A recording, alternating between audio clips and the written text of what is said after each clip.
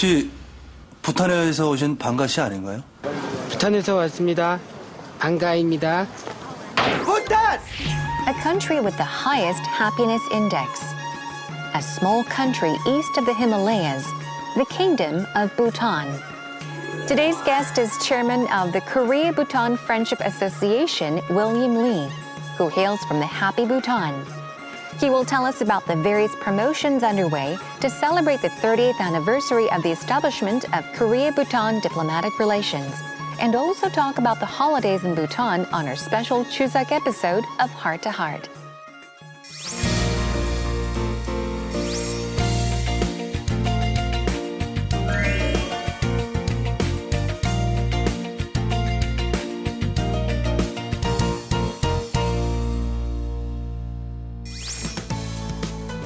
Today we're joined with Chairman of the Korea Bhutan Friendship Association, 윌리엄리. Welcome to the studio and thank you for joining us today. Before we begin our talk, would you like to say hello to our viewers that are watching? Well, it's my honor to be here. Thank you for inviting me. Hello, my name is 윌리엄리. I'm here to represent the very beautiful country in the Eastern Himalaya named Bhutan, also known as the Happy Country. Okay, yeah, beautiful country and a Yeah, happy it is. country. Now, for those that are not familiar with Bhutan, could you tell us, some general information about the country? What kind of country is Bhutan? Sure, it is a small country in the Eastern Himalayan region, and it's sandwiched between the two major countries, China to the north, India to the south. And Bhutan is a small country with a population of less than 1 million population. Actually, we have less than 800,000 of population, which is smaller than like one of the strict district in Seoul, but with a strong pride to the Yes. country. And we have our own language, our own customs, architecture, which is totally different from the other Himalayan countries like Nepal, India, or Tibet. So, which makes makes Bhutan unique is also its gross national happiness that His Majesty, the fourth King of Bhutan, has established in 1970s to make people happier. Yes. Now, we did talk a bit about Bhutan and, the beauties of Bhutan, but there are some things that people are not familiar with, and we have a list of some questions, or I guess things that may be true or false. So I was wondering if you could answer O for true. Okay. So I'm going to hand this to you, and X for false. Okay, I'll do my best. Okay, so we've got 5. Let's start with number 1. Here we go. Cattle in Bhutan die mainly of old age. I'll say O. Oh, that's right. Yes. Like I said, Bhutan is a Buddhist country. Not only because of that, we do value the lives of all sentient beings, including animals, insects, and the trees. And so therefore, we do not have any slaughterhouse in Bhutan. But it doesn't mean that we are all vegetarians. We do import meats from other countries like India or Thailand. But yeah, all those like cows and pigs and chickens, and they live until they die. Paradise for them. Paradise for them, yes. So yeah, they die mainly of the old age, and sometimes we bury them just like our family members. So that's which also makes Bhutan special place. Okay, so that's an O. True for number 1. Let's check out number 2. Bhutan limits the number of tourists admitted into the country every year. Is this true or false? I would say true and false altogether. Well, there are a lot of rumors that Bhutan limits the number of tourists by countries or by the number of countries from the regions.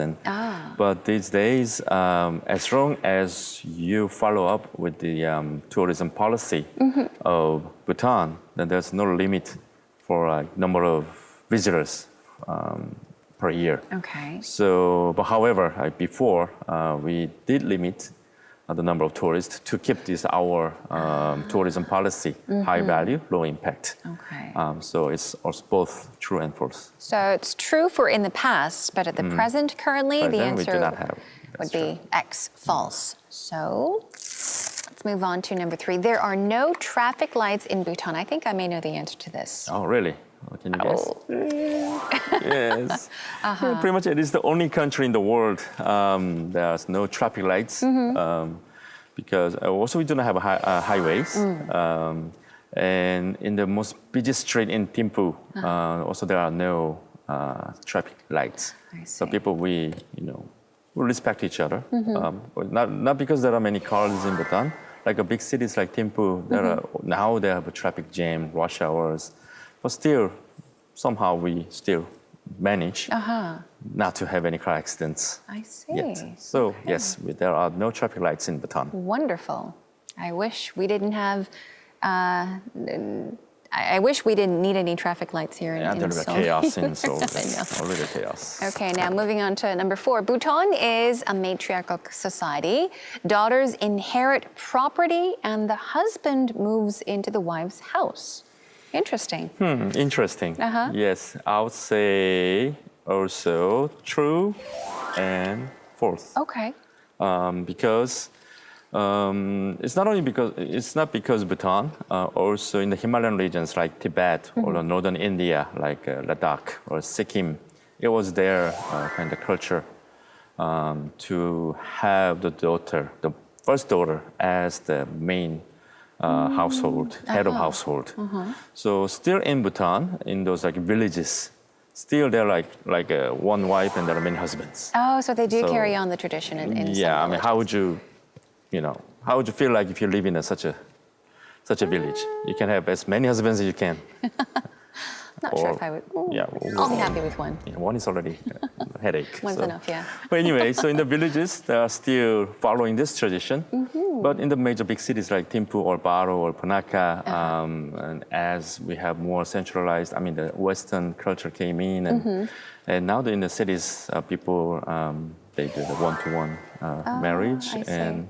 But still, the boys tend to go to the wife's house. And somehow the women are more stronger than men in Bhutan. Somehow. Okay, yeah, they seem to have more power. Right. When you visit all the hotels, all those concierge or those bellboy girls, I would say, they are female. Oh, I see. So then that's true and false. Well, I'd say the more power, the more responsibility. It is correct. Right? Yeah, more responsibilities. Okay, let's move on to our final number 5 question. Bhutan is a monarchy ruled by a king. The answer is false. Yes. The Bhutan used to be a monarch country since 1907, but the visionary king, the fourth king of Bhutan, His Majesty Jigme Singye Wangchuk, he believed in the democracy so much, and it is the only country in the world, in the history of human politics, it is the only country in the world that hand over the power by the ruler to the people. So Bhutan is now a constitutional monarchy country, just like Japan or UK. There are kings, but they don't rule. I see. So in 2008, Bhutan had a very first election. So now we have a prime minister, and there are members of parliaments from each region. So it's a totally democratic country right now. But we do still have a king. And the fourth king handed over the power to our current king, His Majesty the Fifth Dragon King, at the moment. So with the royal family are very much loved by the people, and the people are enjoying the democracy. I see.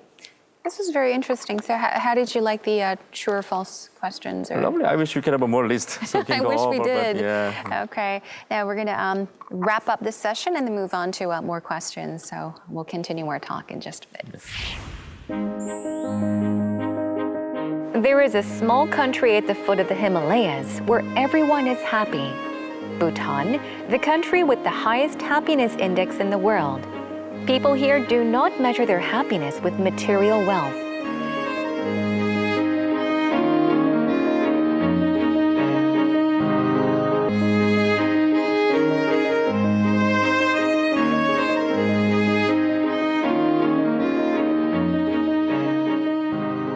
Unlike other countries that seek happiness through economic development, Bhutan preserves its ancient culture amid its unspoiled nature.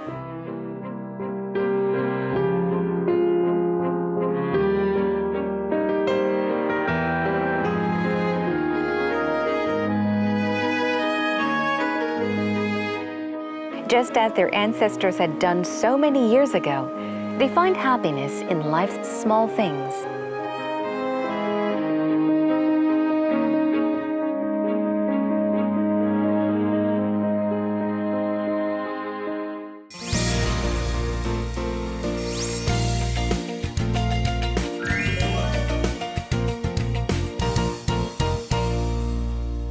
I understand that 90% of the Bhutanese people have reported that they are very happy. They're living happy lives. So what makes Bhutanese people live such happy lives? How can they be so happy? Yeah, are you happy now? I think I am. Oh, but I think I yes. could be happier. When you're in Bhutan, you'll be more happier. Actually, 97% of Bhutanese people answer they are happy by the research. But those are the numbers that are not really important. Of course, Bhutan is not like an utopia. It's not a paradise. We do have our own problems also. But we've been promoting the value of happiness. The concept of happiness was driven from the founder of Bhutan. In 1629, the founder of the country is named Shabdung Nong Namgyel. He said that if the government cannot make people happier, then there's no purpose for the government to exist. So from that statement, all the leaders in Bhutan been stick to that statement to make people happier. And the fourth king of Bhutan, His Majesty the fourth king, was thinking, then how can I make people happy? Being happy is very conditional value. And some people make happy, some people they're not happy, no matter how much they have, no matter what kind of conditions they have. So oftentimes people confuse with the happiness itself and the condition of happiness. That we are talking about this happiness itself. So that's how the fourth king brought the idea of gross national happiness. In order to do so, like Bhutan government, despite of being one of the poorest countries in the world, but we do provide free medical service to all people, and we do provide the free education up to college, up to even PhDs, even the overseas, if the students are qualified to do so. And the central monastic body, they are taking care of people's spiritual path, not only because of the religious way, but also the Buddhism in Bhutan is a culture itself. So the happiness, the being happy, is like a learning a foreign language or like a learning a new instrument. So you have to train your happiness, like going to the gym. Oh. And Bhutan has been shown how to do it, how to train, how to tame your monkey mind in order to become happy. So that's how the happiness is the main key. It's very true. Very true. Now, Bhutan is considered a magical country as well, a country where the people are very happy, but it's also known to be a very magical country. So what are some must-visit places in Bhutan for those that are interested in going? Could you tell us about some must-visit locations, must-visit places? Well, the entire country is a must-visit place. The single country is a must-visit place, but given the limited time for the tourists or foreigners to have time in Bhutan, I would suggest like 3-4 major towns, major villages that you need to visit. The first, the capital city named Thimphu, where we have all the government complex, the royal palace, or the central monastic body is settled. So it's a beautiful city with a nice view, nice hill. And there's a place called the Buddha Point, which we have one of the biggest Buddha statues in the world, looking over the valley of Thimphu from the top of the hill. And right now, let's say Pope, our Supreme Patriarch of Bhutan Buddhism, we name him Jack Khenpo. His Holiness Jack Khenpo is giving a transmission of the Tripitaka, the entire Buddha's teaching for 3 months up in the hill at the Buddha Point. That's amazing. So it's a must visit place for you to go. And other town is named Punakha. It's about 3 hours drive from Thimphu, and it is the like a Gyeongju. It is the old capital of Bhutan, and we have the oldest and the most beautiful zone, which is fortress in Bhutan, named Punakha Zone, with the two lovely rivers cross by. And that's all the foreigners, they visit Punakha Zone to experience the heritage and culture, diversity of Bhutan. Then the last but not the least, the Paro. I mean, when you search like Bhutan on the Google, you will see this like a nice, beautiful mountain monastery hanging on the cliff, which is named the Tiger's Nest Monastery. That's resided in a place called the Paro Valley. So it's about like a 3 to 4 hours trek on foot. Wow. So yeah, you don't have to worry about falling down from the cliff. It's very safe, and it's more than 1,000-year-old meditation place, monastery. All those enlightened masters from Himalayas, all over the Himalayas, have been to the Taktsang, Tiger's Nest Monastery, to practice their meditation. It sounds amazing, all these locations. So they definitely are must-visit locations. 안녕하세요 to all the viewers of Arirang on the occasion of 30 years of friendship between Bhutan and Korea. I would like to welcome all the viewers of Arirang to Bhutan and come and have a happy time in Bhutan. Thank you. 감사합니다.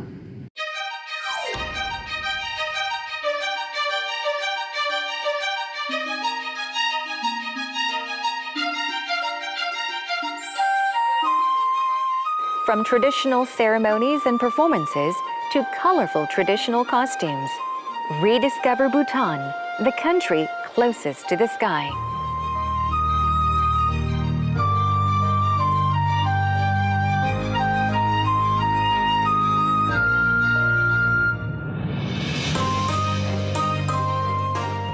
This area was the capital of Bhutan for 300 years. On special days, Bhutanese people put on traditional clothes and go rafting at Punakha Jong.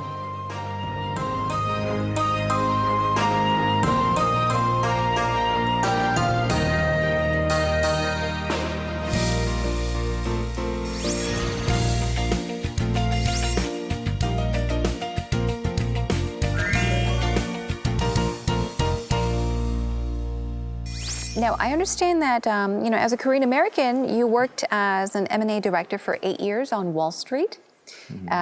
Also as an art fund manager for 4 years in Hong Kong and Beijing. So how did you come to represent Bhutan?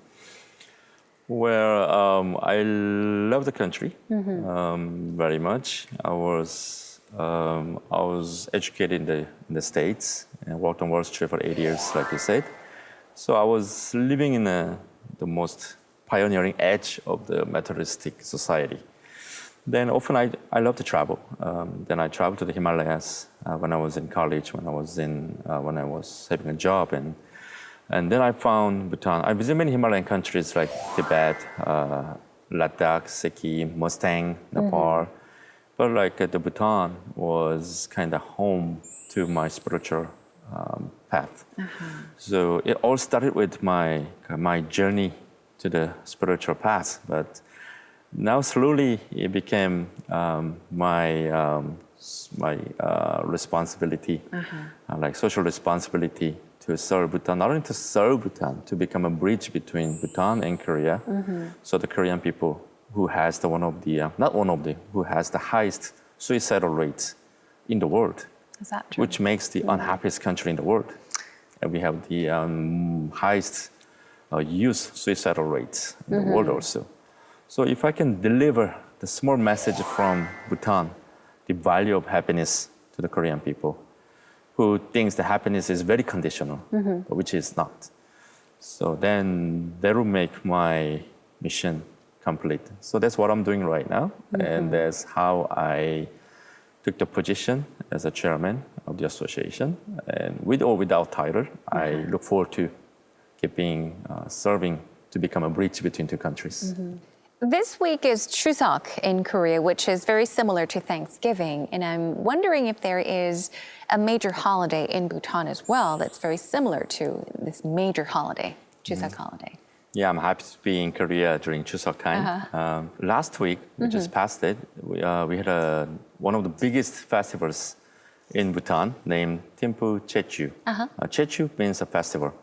So during that time, I was there, and during that time, His Majesty, the King, and also the royal family, and His Holiness Je Khenpo, the highest religious leader of Bhutan, and all those government officials like prime ministers and ministers and mayors and all those people who live in Timpu, we gather together and we celebrate the Chechu festival. So we have the huge paintings of the Guru Rinpoche, Padmasambhava, the legendary king who brought the Buddhism to Bhutan. And in front of that, everybody enjoys the festival for the first couple of days. And some people, they go back to their hometown, to the villages, to spend their time with the family, which is very similar to Chuseok in Korea. Because Thanksgiving and Chuseok, it's all about spending time with family. That's right, yes. And eating good food. You know. Yes. So what are some holiday traditions? As you mentioned, people go back to their hometowns or their villages to spend time with family. What kind of food do you have? Is there are there specific dishes that you enjoy during the festival period? Oh, yeah, sure. We do have lots of dishes, also by regions also. But our main cuisine is called datsi. We use cheese, yak cheese, and also chili. So we call it ema datsi, gyewa datsi, shamo datsi, which means like cheese made with a chili, or potato, or mushrooms. So, yeah, yummy. Yeah, which makes me quite hungry now. Really miss those food. And we do have like a buckwheat noodles named buta. So those are food that they are enjoyed by the family when we visit each other. Also friends also to their house, and they would have some datsi or the buta, and also homemade liquor. Like we have ara. It's like a soju. Oh, I see. Of Bhutan, and we have a shinchang. It's Bhutanese makgeolli, so made out of rice.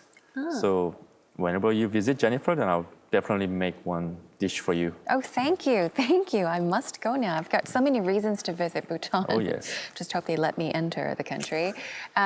So we've talked about the similarities, major Bhutanese holiday or festival. Now, during Chuseok in Korea, it's customary to, I guess, exchange, messages, just wishing each other happiness and good luck throughout the year, health, good health. So maybe you could deliver a message to our viewers that are watching, take this opportunity to send out a message to them. Okay.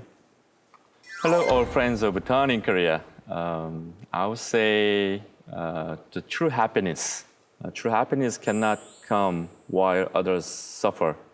So in order to be really happy, then we all have to be happy. So today, we are spending time with our family, loved ones, friends, close ones. So I hope we can all learn how to be happy, how to tame our mind, how to make others happy.